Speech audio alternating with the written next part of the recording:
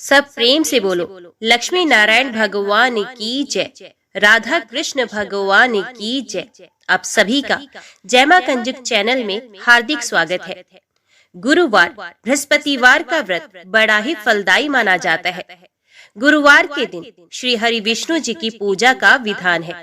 कई लोग बृहस्पति देव और केले के पेड़ की भी पूजा करते हैं। बृहस्पति देव को बुद्धि का कारक माना जाता है। केले के पेड़ को हिंदू धर्म अनुसार बेहद पवित्र माना जाता है। बृहस्पतिवार के दिन भगवान विष्णु की पूजा की जाती है।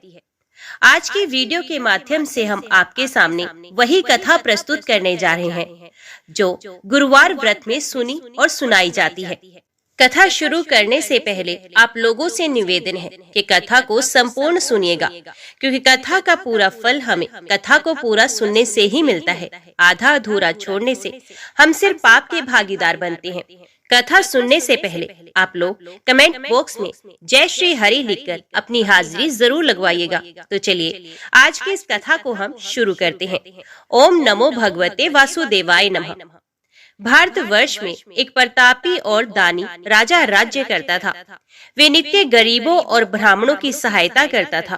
ये बात उसके रानी को अच्छी नहीं लगती थी। वे ना ही गरीबों को दान देती, ना ही भगवान का पूजन करती थी, और राजा को भी दान देने से मना किया करती थी। एक दिन राजा शिकार खेलने वन को गए तो रानी महल में अकेली थी। उसी समय बृहस्पति देव साधु वेश में राजा के महल में भिक्षा के लिए गए और साधु बाबा ने रानी से भिक्षा मांगी। रानी ने भिक्षा देने से इनकार कर दिया और कहा, हे साधु महाराज, मैं तो दान पुण्य से तंग आ गई हूँ। मेरा पति सारा धन लुटाते रहता है। मेरी इच्छा है कि हमारा धन नष्ट हो जाए, फिर ना रहेगा बांस, ना बजेगी बांसुरी। साधु ने कहा, देवी, तुम बड़ी विचित्र हो।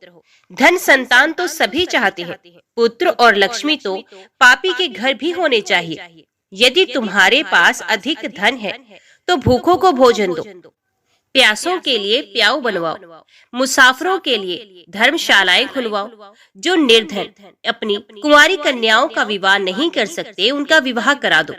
ऐसे और कई काम हैं जिनके करने से तुम्हारा यश लोक परलोक में फैलेगा। परंतु रानी पर उपदेश का कोई प्रभाव नहीं पड़ा। वे बोली, महाराज, आप मुझे कुछ ना समझाएं। मैं ऐसा धन नहीं चाहती जो हर जगह बांटती फिरूं। साधु ने उत्तर दिया, यदि तुम्हारी ऐसी इच्छा है तो तथास्तु। तुम ऐसा करना कि बृहस्पतिवार को घर लीपकर पीली मिट्टी से अपना सर धोकर स्नान करना, भट्टी चढ़ाकर कपड़े धोना। ऐसा करने से आपका सारा धन नष्ट हो जाएगा। इतना कहकर वे साधु महाराज वहां से अंतर ध्यान हो गए। साधु के अनुसार कई बातों को पूरा करते हुए रानी को केवल 3 बृहस्पतिवार ही बीते थे कि उसकी समस्त धन संपत्ति नष्ट हो गई। भोजन के लिए राजा का परिवार तरसने लगा। तब एक दिन राजा ने रानी से बोला कि हे रानी, तुम यहीं रहो, मैं दूसरे देश को जाता हूँ, क्योंकि यहाँ पर सभी लोग मुझे जानते हैं, इसलिए मैं कोई छोटा कार्य नहीं कर सकता। ऐसा कहकर राजा परदेश चला गया। वहां वे जंगल से लकड़ी काट कर लाता और शहर में बेचता। इस तरह वे अपना जीवन व्यतीत करने लगा। इधर राजा के परदेश जाते ही रानी और दासी दुखी रहने लगी। एक बार जब रानी और दासी को 7 दिन तक बिना भोजन के रहना पड़ा, तो रानी ने अपनी दासी से कहा, हे दासी, पास ही के नगर में मेरी बहन रहती है। वे बड़ी धनवान है, तो उसके पास जा और कुछ ले आ, ताकि थोड़ी बहुत गुजर बसर हो जाए। दासी रानी की बहन के पास गई। उस दिन गुरुवार था और रानी की बहन उस समय बृहस्पतिवार व्रत की कथा सुन रही थी। दासी ने रानी की बहन को अपनी रानी का संदेश दिया, लेकिन रानी की बड़ी बहन ने कोई भी उत्तर नहीं दिया। जब दासी को रानी की बहन से कोई उत्तर ना मिला तो वे बहुत दुखी हुई और उसे क्रोध भी आया।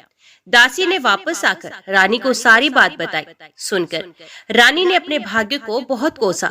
उधर रानी की बहन ने सोचा कि मेरी बहन की दासी आई थी, परंतु मैं उससे नहीं बोली, इससे वे बहुत दुखी हुई होगी। कथा सुनकर और पूजन समाप्त करके वे अपनी बहन के घर आई और कहने लगी, हे बहन, मैं बृहस्पतिवार का व्रत कर रही थी, तुम्हारी दासी मेरे घर आई थी, परंतु जब तक कथा होती है तब तक ना तो उठते हैं और ना ही बोलते हैं। इसलिए मैं नहीं बोली। कहो दासी क्यों गई थी? रानी बोली, बहन तुमसे क्या छिपाऊं, हमारे घर में खाने तक को अनाज नहीं था। ऐसा कहते कहते रानी की आंखें भर आई। उसने दासी समेत पिछले 7 दिनों से भूखे रहने तक की बात अपनी बहन को विस्तार पूर्वक सुना दी। रानी की बहन बोली, देखो बहन, भगवान बृहस्पति देव सबकी मनोकामना को पूरा करते हैं। देखो शायद तुम्हारे घर में अनाज रखा हो।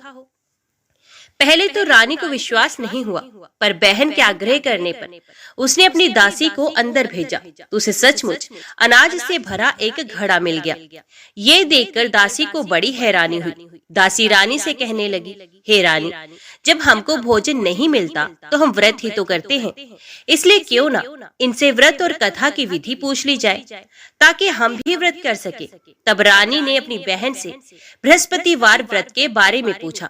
उसकी बहन ने बताया, बृहस्पतिवार के व्रत में चने की दाल और मुनक्का से विष्णु भगवान का केले की जड़ में पूजन करें तथा दीपक जलाएं, व्रत कथा सुने और पीला भोजन ही करें। इससे बृहस्पति देव प्रसन्न होते हैं। व्रत और पूजन विधि बताकर रानी की बहन अपने घर को लौट आई।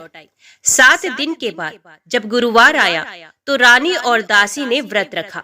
घुड़साल में जाकर चना और गुड़ लेकर आई। फिर उसे केले की जड़ तथा भगवान विष्णु का पूजन किया। अब पीला भोजन कहाँ से आए, इस बात को लेकर दोनों बहुत दुखी थे। क्योंकि उन्होंने व्रत रखा था, इसलिए बृहस्पति देव उनसे प्रसन्न थे। इसलिए वे एक साधारण व्यक्ति का रूप धारण करके 2 थालों में सुंदर पीला भोजन दासी को दे गए। भोजन पाकर दासी प्रसन्न हुई और फिर रानी के साथ मिलकर भोजन ग्रहण किया। उसके बाद वे सभी गुरुवार को व्रत और पूजन करने लगी। बृहस्पति भगवान की कृपा से उनके पास फिर से धन संपत्ति आ गई, परंतु रानी फिर से पहले की तरह आलस में रहने लगी।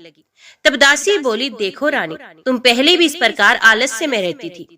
तुम्हें धन रखने में कष्ट होता था, इस कारण सभी धन नष्ट हो गया था। और अब जब भगवान बृहस्पति की कृपा से धन मिला है तो तुम्हें फिर से आलस्य होता है।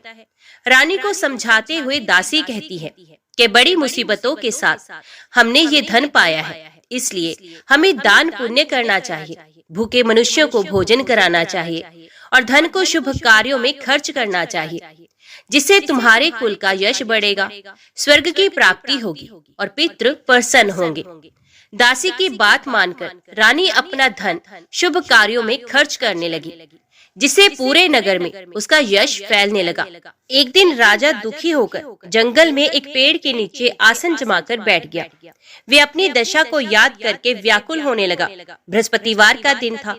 एकाएक उसने देखा कि निर्जन वन में एक साधु प्रकट हुए। वे साधु वेश में स्वयं बृहस्पति देवता थे। लकड़हारे के सामने आकर बोले, हे लकड़हारे, इन सुनसान जंगल में तू चिंता मगन क्यों बैठा है? लकड़हारे ने दोनों हाथ जोड़कर प्रणाम किया और उत्तर दिया, महात्मा जी, आप सब कुछ जानते हैं, मैं क्या कहूँ। ये कहकर रोने लगा और साधु को अपनी आत्मकथा सुनाने लगा। महात्मा जी ने कहा, तुम्हारी स्त्री ने बृहस्पति के दिन बृहस्पति भगवान का निरादर किया है, जिसके कारण रुष्ट होकर उन्होंने तुम्हारी ये दशा कर दी है। अब तुम चिंता न करो, चिंता को दूर करके मेरे कहने पर चलो तो तुम्हारे सब कष्ट दूर हो जाएंगे और भगवान पहले से भी अधिक संपत्ति देंगे। तुम बृहस्पति के दिन कथा किया करो, 2 पैसे के चने मुनक्का लाकर उसका प्रसाद बनाओ और शुद्ध जल से लोटे में शक्कर मिलाकर अमृत तैयार करो। कथा के पश्चात अपने सारे परिवार और सुनने वाले प्रेमियों में अमृत व प्रसाद बांटकर आप भी ग्रहण किया करो। ऐसा करने से भगवान तुम्हारी सब मनोकामनाएं पूर्ण करेंगे। साधु के ऐसे वचन सुनकर लकड़हारा बोला, हे प्रभु, मुझे लकड़ी बेचकर इतना पैसा नहीं मिलता जिससे भोजन के उपरांत कुछ बचा सकूं। मैंने रात्रि में अपनी स्त्री को व्याकुल देखा है। मेरे पास कुछ भी नहीं जिससे मैं उसकी खबर मंगा सकूं। साधु ने कहा, हे लकड़हारे, तुम किसी बात की चिंता ना करो। बृहस्पति के दिन तुम रोजाना की तरह लकड़ियां लेकर शहर को जाओ। तुमको रोज से दुगुना धन प्राप्त होगा, जिससे तुम भली भांति भोजन कर लोगे तथा बृहस्पति देव की पूजा का सामान भी आ जाएगा। इतना कहकर साधु महाराज अंतर्ध्यान हो गए। धीरे धीरे समय व्यतीत होने पर फिर वही बृहस्पतिवार का दिन आया।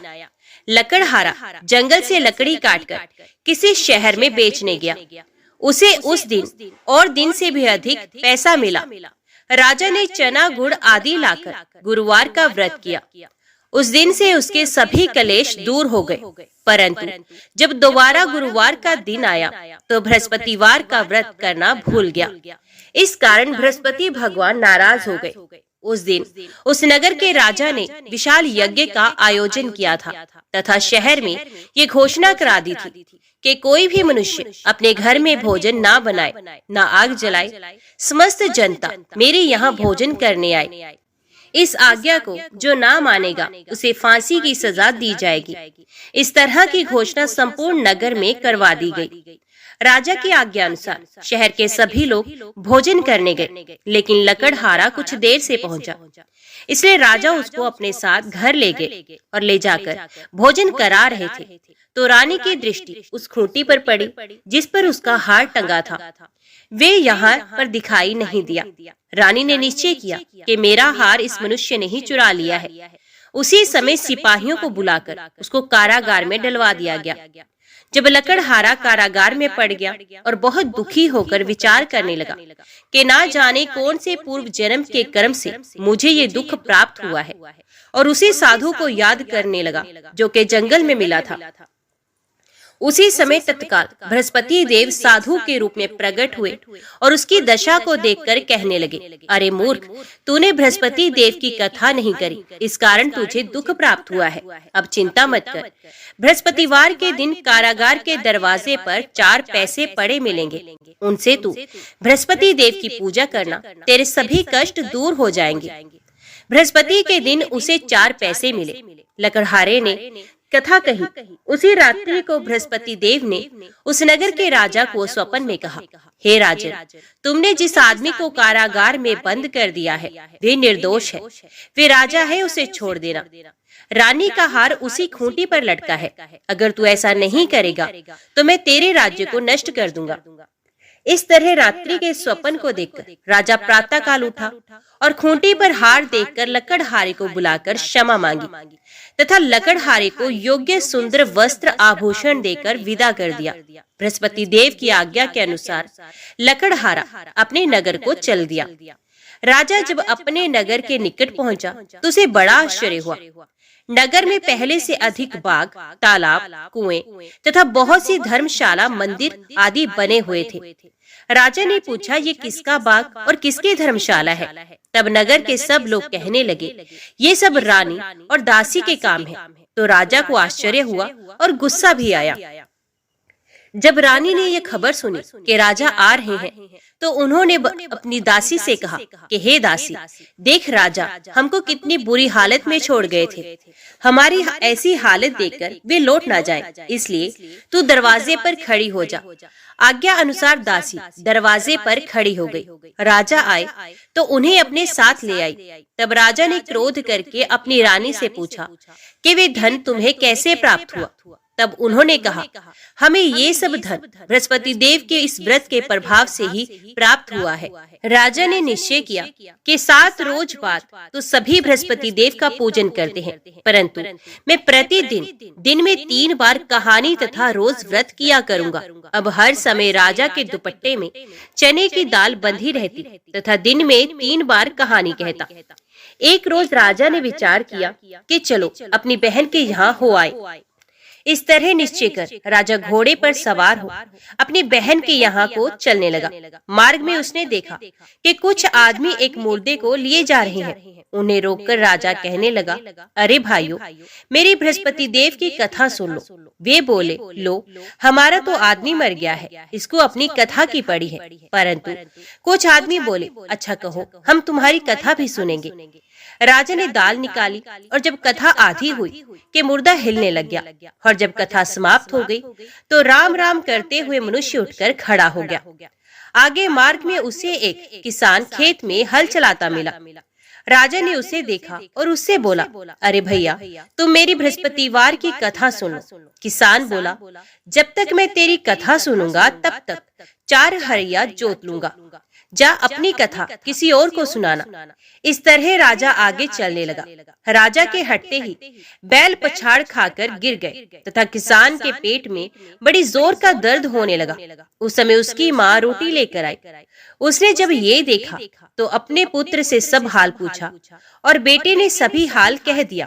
तो बुढ़िया दौड़ी दौड़ी उस घुड़सवार के पास गई और उससे बोली कि मैं तेरी कथा सुनूंगी, तो अपनी कथा मेरे खेत पर चलकर ही कहना। राजा ने बुढ़िया के खेत पर जाकर कथा कही, जिसके सुनते ही वे बैल उठकर खड़े हो गए। किसान के पेट का दर्द भी बंद हो गया। राजा अपनी बहन के घर पहुंचा। बहन ने भाई की खूब मेहमान निवाजी की। दूसरे रोज प्रातःकाल राजा जगा तो वे देखने लगा कि सब लोग भोजन कर रहे हैं।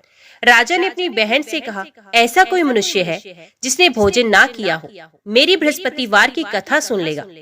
बहन बोली, हे भैया, ये देश ऐसा ही है। पहले यहाँ लोग भोजन करते हैं, बाद में अन्य काम करते हैं। अगर कोई पड़ोस में है तो मैं देखाऊं। वे ऐसा कहकर देखने चले गए, परंतु उसे कोई ऐसा व्यक्ति नहीं मिला जिसने भोजन ना किया हो। अतः वे एक कुम्हार के घर गई, जिसका लड़का बीमार था। उसे मालूम हुआ कि उनके यहाँ 3 रोज से किसी ने भोजन नहीं किया है। रानी ने अपने भाई की कथा सुनने के लिए कुम्हार से कहा। वे तैयार हो गया। राजा ने जाकर बृहस्पतिवार की कथा कही, जिसको सुनकर उसका लड़का ठीक हो गया। अब तो राजा की प्रशंसा होने लगी। एक रोज राजा ने अपनी बहन से कहा कि हे बहन, हम अपने घर को जाएंगे, तुम भी तैयार हो जाओ। राजा की बहन अपनी सास से पूछने गई। सास ने कहा, हाँ चली जा, परंतु अपने लड़कों को मत लेकर जाना, क्योंकि तेरे भाई की कोई औलाद नहीं। बहन ने अपने भैया से कहा, हे भैया, मैं तो चलूंगी, पर कोई बालक नहीं जाएगा। राजा बोला, जब कोई बालक नहीं चलेगा तब तुम भी क्या करोगी? बड़े दुखी मन से राजा अपने नगर को लौट आया। राजा ने अपनी रानी से कहा, हम निर्वंशी हैं, हमारा मुंह देखने का धर्म नहीं है और कुछ भोजन आदि नहीं किया। रानी बोली, हे प्रभु, बृहस्पति देव ने हमें सब कुछ दिया है, वे हमें औलाद अवश्य देंगे। उसी रात को बृहस्पति देव ने राजा से स्वप्न में कहा, हे राजा, उठ, सभी सोच त्याग दे, तेरी रानी गर्भ से है। राजा की ये बात सुनकर बड़ी खुशी हुई। 9वें महीने में उसके गर्भ से एक सुंदर पुत्र पैदा हुआ। तब राजा बोला, हे रानी, स्त्री बिना भोजन के रह सकती है, पर बिना कहे नहीं रह सकती। जब मेरी बहन आए तो मुझसे कुछ मत कहना। रानी ने सुनकर हाँ कर दिया। जब राजा की बहन ने ये शुभ समाचार सुना तो वे बहुत खुश हुई तथा बधाई लेकर अपने भाई के यहाँ आई। तभी रानी ने कहा, घोड़ा चढ़कर तो नहीं आई, गधा चढ़ी आई। राजा की बहन बोली, भाभी, मैं इस प्रकार ना कहती तो तुम्हें औलाद कैसे मिलती? बृहस्पति देव ऐसे ही हैं, जैसे जिसके मन में कामनाएं हैं सभी को पूर्ण करती हैं। जो सद्भावना पूर्वक बृहस्पतिवार का व्रत करता है एवं कथा पढ़ता अथवा सुनता है, दूसरों को सुनाता है, बृहस्पति देव उसकी सभी मनोकामनाएं पूर्ण करते हैं। भगवान बृहस्पति देव उसकी सदैव रक्षा करते हैं।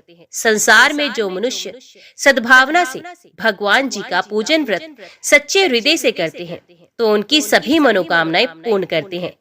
जैसे सच्ची भावना से रानी और राजा ने उनकी कथा का गुणगान किया तो उनकी सभी इच्छाएं बृहस्पति देव ने पूर्ण की। इसलिए पूर्ण कथा सुनने के बाद प्रसाद लेकर ही जाना चाहिए। हृदय से उसका मनन करते हुए जयकारा बोलना चाहिए। बोलो बृहस्पति भगवान की जय।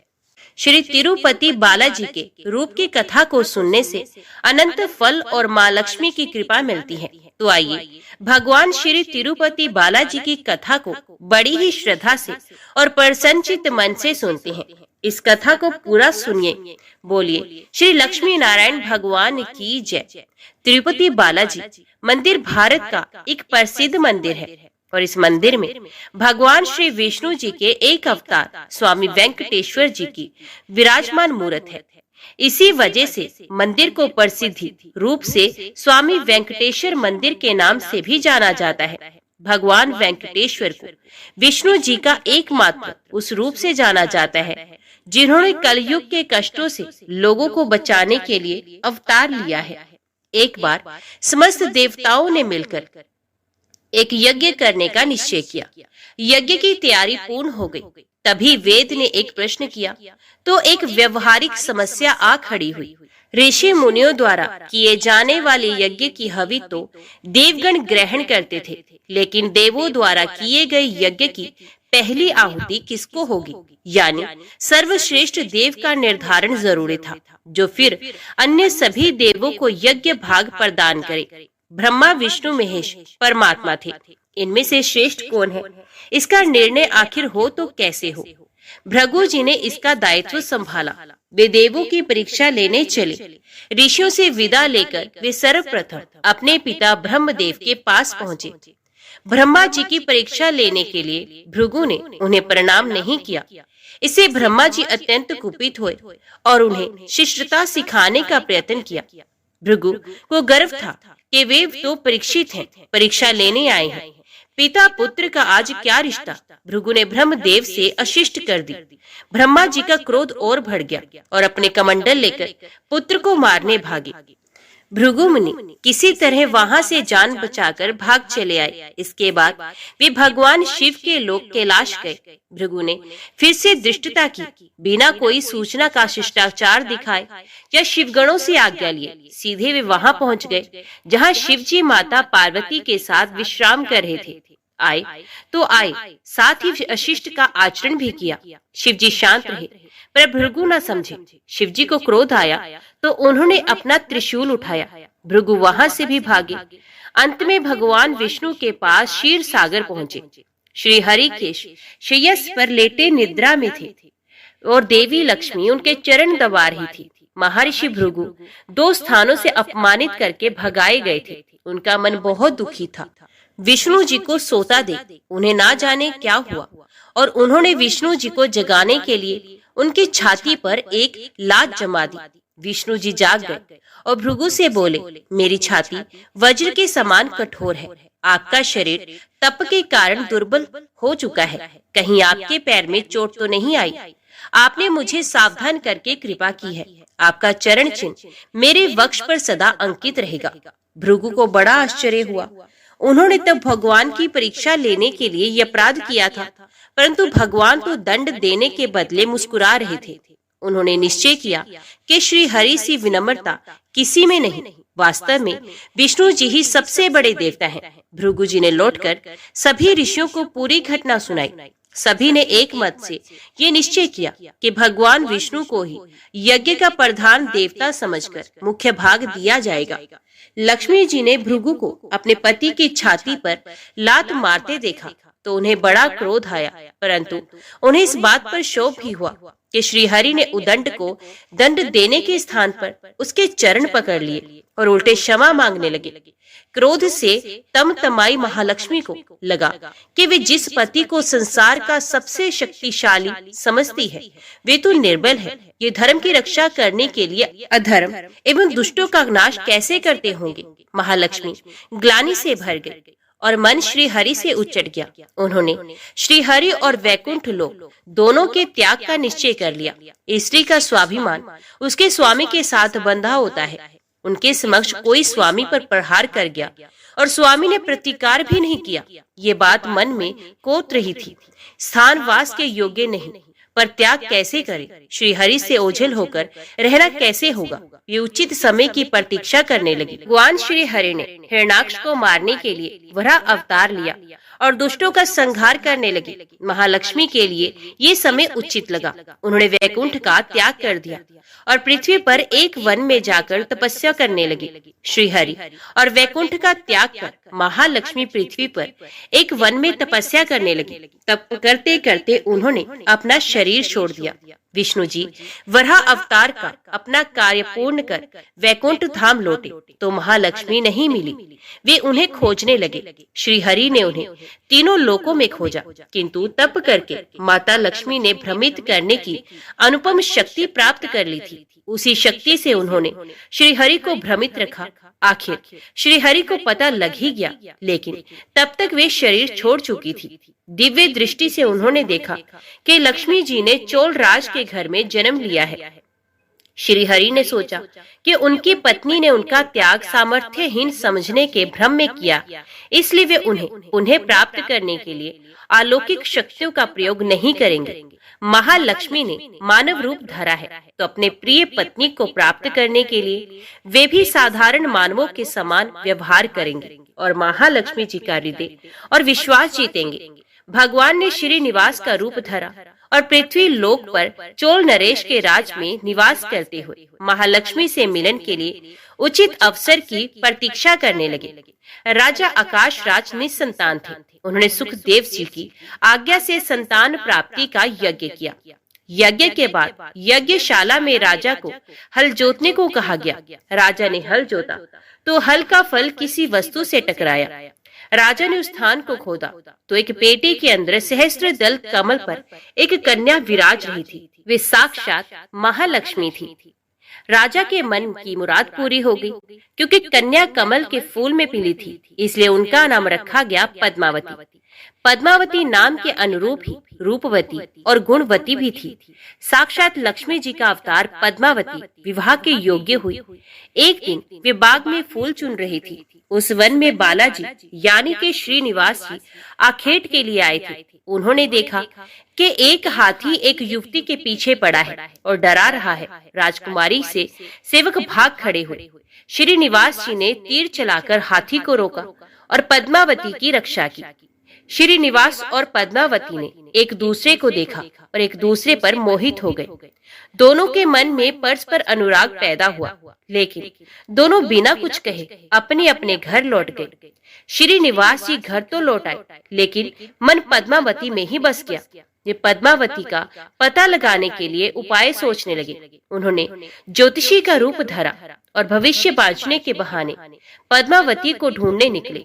धीरे धीरे ज्योतिष श्रीनिवास की ख्याति पूरे चोल राज में फैल गई।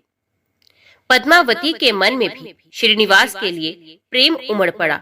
वे उनसे मिलने को व्याकुल थी, किंतु कोई पता ठिकाना न होने के कारण उनका मन चिंतित था। इस चिंता और प्रेम विरह में उन्होंने भोजन श्रृंगार आदि का त्याग कर दिया। इसके कारण उनका शरीर कृशकाय होता चला गया। राजा से पुत्री की ये दशा देखी नहीं जा रही थी। वे चिंतित थे। ज्योतिषी की प्रसिद्धि की सूचना राजा को भी मिली।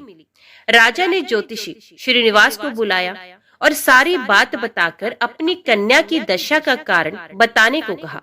श्रीनिवास राजकुमारी का हाल समझने पहुंचे तो पद्मावती को देखकर प्रसन्न हो गए।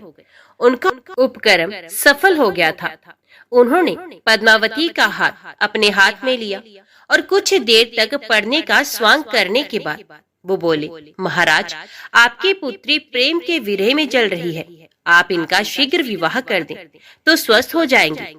पद्मावती ने अब श्रीनिवास की ओर देखा। देखते ही पहचान गई। उनके मुख पर प्रसन्नता के भाव आए और वे हंसी। काफी दिनों बाद पुत्री को प्रसन्न देख राजा को लगा कि ज्योतिषी का अनुमान बिल्कुल सही है। राजा ने श्रीनिवास जी से पूछा, हे ज्योतिषी महाराज, यदि आपको ये पता है कि मेरी पुत्री प्रेम के विरह में पीड़ित है, तो आपको ये भी सोचना होगी कि मेरी पुत्री को किससे प्रेम है। उसका विवाह करने को मैं तैयार हूँ। आप उसका परिचय दें। श्रीनिवास जी ने कहा, आपकी पुत्री एक दिन वन में फूल चुनने गई थी। एक हाथी ने उन पर हमला किया तो आपके सैनिक और दासियां भाग खड़ी हुई। राजकुमारी के प्राण एक धनुर्धर ने बचाए थे।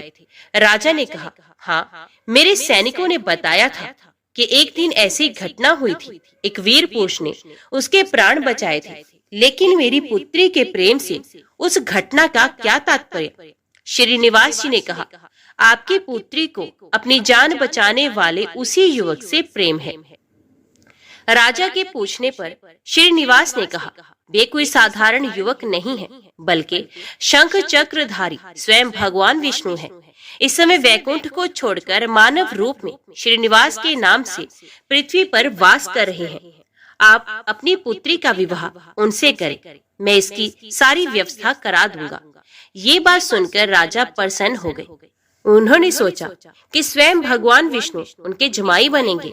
श्रीनिवास और पद्मावती जी का विवाह तय हो गया। श्रीनिवास रूप में श्री हरि ने सुखदेव के माध्यम से समस्त देवी देवताओं को अपने विवाह की सूचना भिजवा दी। सुखदेव की सूचना से सभी देवी देवता अत्यंत प्रसन्न हुए। देवी देवता श्रीनिवास जी से मिलने और बधाई देने पृथ्वी पर पहुंचे, परंतु श्रीनिवास जी को खुशी के बीच एक चिंता भी होने लगी। देवताओं ने पूछा, भगवान, संसार की चिंता हरने वाले आप इस उत्सव के मौके पर इतने चिंतित क्यों हैं? तब श्रीनिवास जी ने कहा, चिंता की बात है, धन का अभाव। महालक्ष्मी ने मुझे त्याग दिया है, इस कारण धनहीन हो चुका हूँ। स्वयं महालक्ष्मी ने तब से शरीर त्याग मानव रूप लिया और पिछली समृद्धियों को गुप्त कर लिया है। इसी कारण उन्हें ये सूचना नहीं कि वे महालक्ष्मी का ही स्वरूप हैं। वे तो स्वयं को राजकुमारी पद्मावती ही मानती हैं। मैंने निर्णय किया है कि जब तक उनका प्रेम पुनः प्राप्त नहीं करता, अपनी माया का उन्हें आभास नहीं कराऊंगा। इस कारण मैं एक साधारण मनुष्यों का जीवन व्यतीत कर रहा हूँ। राजा की पुत्री से शादी करने और घर बसाने के लिए धन, वैभव और ऐश्वर्य की जरूरत है। वह मैं कहाँ से लाऊं? स्वयं नारायण को धन की कमी सताने लगी। मानव रूप में आए प्रभु को भी विवाह के लिए धन की आवश्यकता हुई। यही तो ईश्वर की लीला है। जिस रूप में रहते हैं उस योनि के जीवों के सभी कष्ट सहते हैं। श्री हरि विवाह के लिए धन का प्रबंध कैसे हो, इस बात से चिंतित हैं। देवताओं ने जब ये सुना तो उन्हें आश्चर्य हुआ। देवताओं ने कहा, कुबेर आवश्यकता के बराबर धन की व्यवस्था कर देंगे। देवताओं ने कुबेर का आवाहन किया तो कुबेर जी प्रकट हुए। कुबेर ने कहा, ये तो मेरे लिए प्रसन्नता की बात है कि आपके लिए मैं कुछ कर सकूं। प्रभु, आपके लिए धन का तत्काल प्रबंध करता हूँ। कुबेर का कोष आपकी कृपा से ही रक्षित है। तब श्री हरि जी ने कुबेर से कहा, यक्षराज, आपको भगवान भोलेनाथ ने जगत और देवताओं के धन की रक्षा का दायित्व सौंपा है। उसमें से धन मैं अपनी आवश्यकता के हिसाब से ही लूंगा, लेकिन मेरी एक शर्त है। सुनकर ये सभी देवता आश्चर्य में पड़ गए। श्री हरि ने कहा, ब्रह्मा जी और शिव जी साक्षी रहेंगे। कुबेर से धन ऋण के रूप में ले लूंगा, जिसे भविष्य में ब्याज सहित चुका भी दूंगा। श्री हरि की बात से कुबेर सहमत हो गए। सभी देवता विस्मय में एक दूसरे को देखने लगे। कुबेर बोले, भगवान, मुझसे कोई अपराध हुआ तो उसके लिए क्षमा करें, पर ऐसी बात ना कहें। आपकी कृपा से विहीन होकर मेरा सारा कोष नष्ट हो जाएगा। हरि ने कुबेर को निश्चिंत करते हुए कहा, आपसे कोई अपराध नहीं हुआ है। मैं मानव की कठिनाई का अनुभव करना चाहता हूँ। मानव रूप में उन कठिनाइयों का सामना करूंगा जो मानव को आती हैं। धन की कमी और ऋण का बोझ सबसे बड़ा है। कुबेर ने कहा, प्रभु, यदि आप मानव की तरह ऋण पर धन लेने की बात कर रहे हैं तो फिर आपको मानव की तरह ये भी बताना होगा कि ऋण चुकाएंगे कैसे। मानव को ऋण प्राप्त करने के लिए कई शर्तें झेलनी पड़ती हैं। श्रीनिवास जी ने कहा, कुबेर, ये ऋण मैं नहीं, मेरे भक्त चुकाएंगे, लेकिन मैं उनसे भी कोई उपकार नहीं लूंगा। मैं अपनी कृपा से उन्हें धनवान बनाऊंगा। कलयुग में पृथ्वी पर मेरी पूजा धन, ऐश्वर्य और वैभव से परिपूर्ण कर देने वाली होगी। मेरे भक्त मुझसे धन, वैभव और ऐश्वर्य की मांग करने आएंगे। मेरी कृपा से उन्हें वो प्राप्त होगा। बदले में भक्तों से मैं दान प्राप्त करूंगा जो चढ़ावे के रूप में होगा। मैं इस तरह आपका ऋण चुकाता रहूंगा। कुबेर जी ने कहा, भगवान, कलयुग में मानव जाति धन के विषय में बहुत विश्वास के योग नहीं रहेगी। उन पर आवश्यकता से अधिक विश्वास करना क्या उचित होगा? तब श्रीनिवास जी बोले, शरीर त्यागने के बाद तिरुपति के तिरुमला पर्वत पर बालाजी के नाम से लोग मेरी पूजा करेंगे। मेरे भक्तों की अटूट श्रद्धा होगी। वे मेरे आशीर्वाद से प्राप्त धन में मेरा हिस्सा रखेंगे। इस रिश्ते में ना कोई दाता है, ना कोई याचक है। कुबेर, कलयुग के आखिर तक भगवान बालाजी धन, ऐश्वर्य और वैभव के देवता बने रहेंगे। मैं अपने भक्तों को धन से परिपूर्ण करूंगा तो मेरे भक्त दान से न केवल मेरे प्रति अपना ऋण उतारेंगे, बल्कि मेरा ऋण उतारने में भी मदद करेंगे। इस तरह कलयुग की समाप्ति के बाद मैं आपका मूल धन लौटा दूंगा। कुबेर जी ने श्री हरि द्वारा भक्त और भगवान के बीच एक ऐसे रिश्ते की बात सुनकर उन्हें प्रणाम किया और धन का प्रबंध कर दिया। भगवान श्रीनिवास जी और कुबेर जी के बीच हुए समझौते के साक्षी स्वयं ब्रह्मा और भगवान शिव थे। दोनों वृक्ष रूप में साक्षी बन गए। आज भी पुष्करणी के किनारे ब्रह्मा और शिव बरगद के पेड़ के रूप में साक्षी बनकर खड़े हैं। ऐसा कहा जाता है कि निर्माण कार्य के लिए स्थान बनाने के लिए इन दोनों पेड़ों को जब काटा जाने लगा तो इनमें से खून की धारा फूट पड़ी थी। पेड़ काटना बंद करके उसकी देवता की तरह पूजा होने लगी। श्रीनिवास जी और पद्मावती जी की शादी पूरी धूमधाम से हुई, जिसमें सभी देवगण पधारे। भक्त मंदिर में दान देकर भगवान पर चढ़ावा ऋण उतार रहे हैं, जो कलयुग के अंत तक जारी रहेगा। तो बोलिए श्री लक्ष्मी नारायण भगवान की जय। चंद्रवंश में सुवीर नाम से प्रसिद्ध एक राजा हो गए हैं। दक्षिण भारत के नारायणपुर में उनकी राजधानी थी। महाराज सुवीर की रानी नंदिनी के गर्भ से एक पुत्र हुआ, जिसका नाम तोंडमान रखा गया।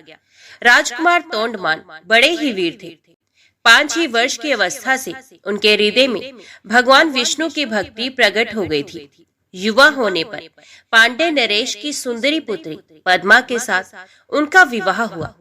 विभिन्न देशों की अनेक राजकुमारियों ने भी स्वयंवर सभा में उनका ही वर्ण किया था। उन्हें देवराज इंद्र की भांति रिद्धि सिद्धि एवं सुखभोग की सामग्री सुलभ थी, तो भी वे उनमें आसक्त न होकर सदा भगवान के चिंतन में ही संलग्न रहते थे। एक दिन राजकुमार तोंडमान पिता की आज्ञा से वेंकटगिरी के समीप शिकार खेलने के लिए गए। शिकार में वे वही उन्हीं हिंसक जीवों का वध करते थे जो प्रजा के लिए भय उपस्थित करने वाले थे। स्वर्णमुखरी नदी पार करके ब्रह्म ऋषि शुक और रेणुका देवी का दर्शन करते हुए तोंडमान जब पश्चिम दिशा की ओर आगे बढ़े, तब एक जगह उन्हें पंचरंगा तोता दिखाई दिया। वे देखने में बड़ा ही सुंदर था और भगवान श्रीनिवास का नाम रट रहा था। उसकी दिव्य आकृति और मधुर बोली पर राजकुमार मुग्ध हो गए और उसे पकड़ने के लिए उसका पीछा करने लगे। तोता उड़कर वेंकटाचल के शिखर पर जा पहुंचा। तोंडमान भी उसका अनुसरण करते हुए गिरिराज पर चढ़ गए, परंतु वहां वे तोता कहीं भी दिखाई नहीं दिया। पास ही में श्यामा कवन था।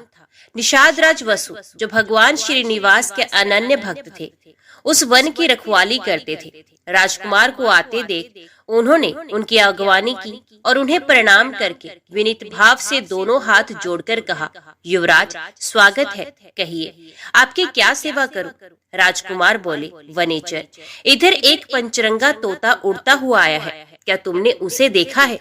वे श्रीनिवास की रट लगा रहा था, मैं उसी को ढूंढ रहा हूँ, बताओ वे किधर गया है?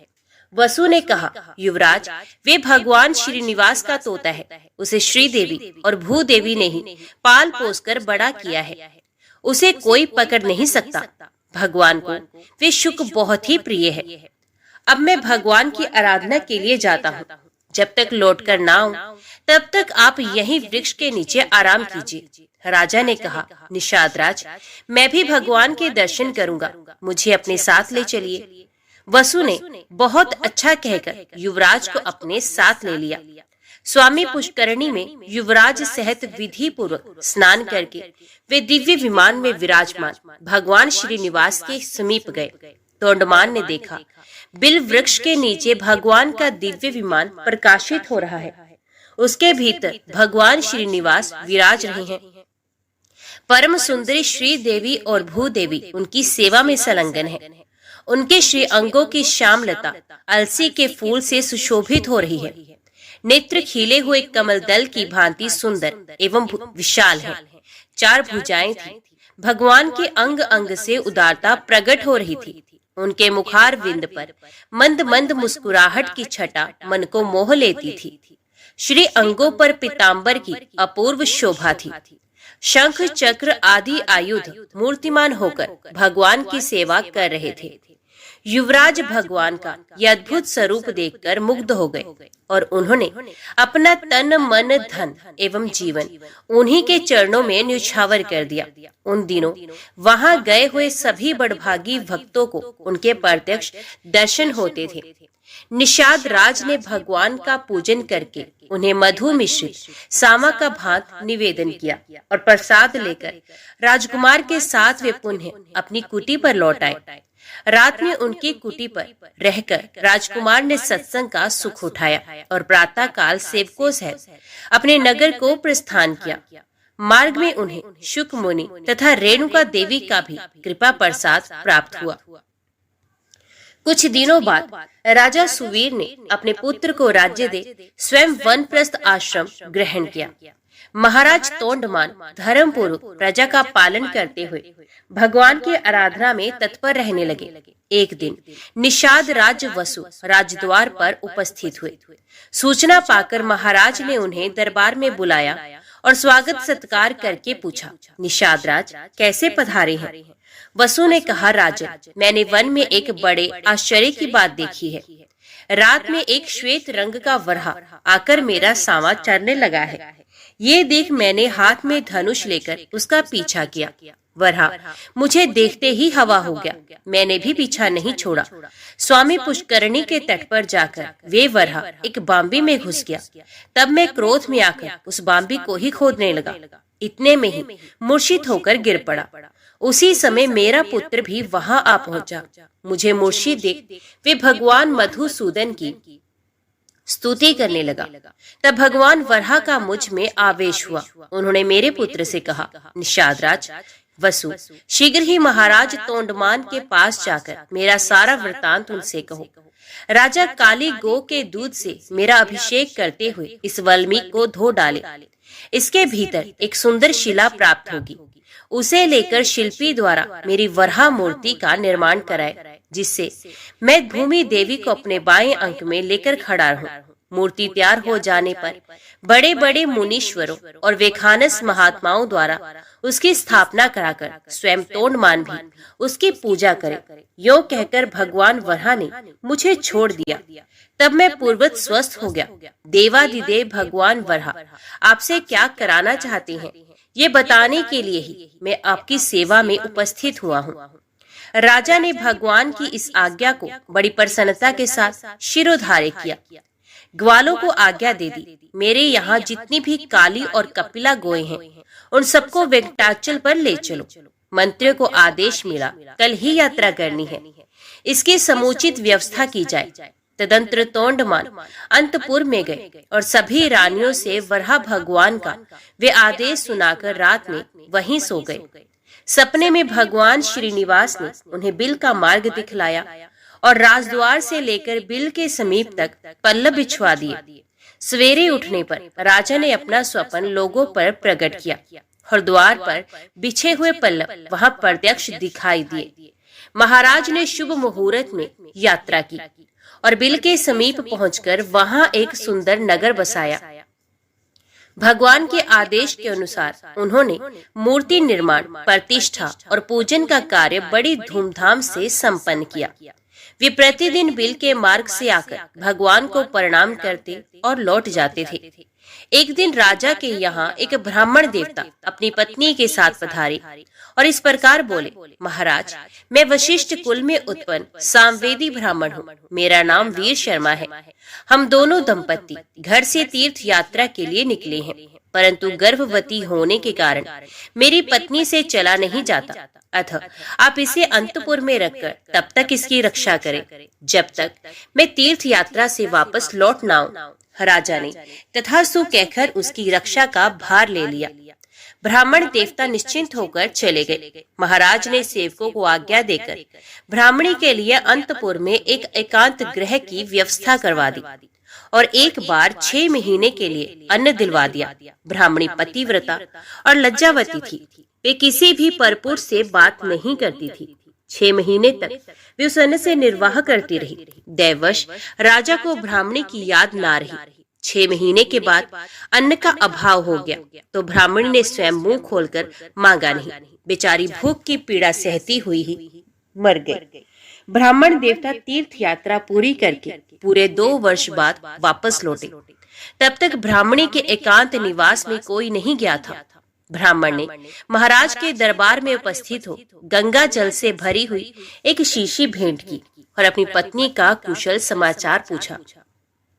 महाराज को अब याद आई। वे शंकित होकर अंतपुर में गए। ब्राह्मणी की मृत्यु हो चुकी है ये जानकर वे चुपचाप बिल के मार्ग से भगवान श्रीनिवास के समीप वेंकटाचल पर चले गए और भगवान से सब समाचार कह सुनाया। भक्त वत्सल प्रभु ने देखा राजा तोंडमान ब्रह्मशाप से भयभीत है। तब उन्हें सांत्वना देते हुए उनसे कहने लगे, राजन, यहाँ से पूर्व भाग में जो अस्थि सरोवर है उसी में द्वादशी तिथि को आकर ब्राह्मणी के शव को स्नान कराओ, वे जीवित हो जाएगी। भगवान श्रीनिवास का ये वचन सुनकर राजा अपने नगर में आए। फिर अपनी रानियों तथा ब्राह्मणियों के शव को भी अलग अलग डोलियों में बिठाकर भगवान का दर्शन करने के ब्यास से चले। अस्थि सरोवर में पहुंचकर उन्होंने रानियों को स्नान करने की आज्ञा दी। रानियों ने स्वयं स्नान करते समय ब्राह्मणी के शव को भी उस सरोवर के जल में डाल दिया। भगवान की कृपा से वे जी उठी, उसके सभी अंग पूर्ववत हो गए।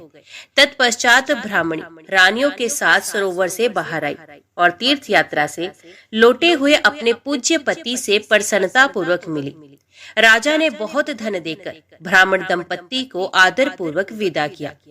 ब्राह्मण ने अपनी स्त्री का समाचार और भगवान वेंकटेश्वर का अद्भुत प्रभाव सुना। वे राजा को आशीर्वाद देकर प्रसन्नता पूर्वक अपने देश को लौट गए। एक दिन महाराज ने एक भगवत भक्त कुम्हार दंपत्ति के परम धाम आगमन की अद्भुत घटना अपनी आंखों से देखी। फिर तो उनका मन इस संसार के सुख भोग से सर्वथा विरक्त हो गया। उन्होंने अपने पुत्र श्रीनिवास को राज्य देकर स्वयं वेंकटाचल पर बड़ी भारी तपस्या की। भगवान ने प्रत्यक्ष दर्शन दिया और कहा, राजन, वर मांगो। राजा ने भगवान के नित्य धाम में रहकर उनकी सेवा का सौभाग्य मांगा। भगवान ने एवं वस्तु कहकर भक्त को अनुग्रहित किया। राजा ने प्रभु के चरणों में साष्टांग प्रणाम करके इस नश्वर देह को त्याग दिया और विष्णु सारूप्य प्राप्त करके दिव्य विमान पर जा बैठे। उस समय देवता और गंधर्व आकाश से फूलों की वृष्टि करते हुए उनके सौभाग्य की भूरी भूरी प्रशंसा करने लगे। इस प्रकार राजा तोंडमान ने अपनी अनन्य भक्ति के प्रभाव से भक्त वत्सल श्री हरि का जरा मृत्यु रहित पुनरावृत्ति शून्य वैकुंठ धाम प्राप्त किया। तो बोलो लक्ष्मी नारायण भगवान की जय। जय श्री राधे कृष्ण। ओम नमो भगवते वासुदेवाय नमः। आज की वीडियो में इतना ही। उम्मीद करती हूँ वीडियो आपको पसंद आई होगी। वीडियो पसंद आई हो तो वीडियो को लाइक और चैनल को सब्सक्राइब जरूर कीजिएगा। जय श्री हरि लिखकर कमेंट बॉक्स में अपनी हाजिरी और अपने सुझाव देना ना भूलेगा। तो मिलते हैं अगली कथा अगली वीडियो के साथ। तब तक के लिए देखते व सुनते रहिए। जय मां कंजक, जय माता दी।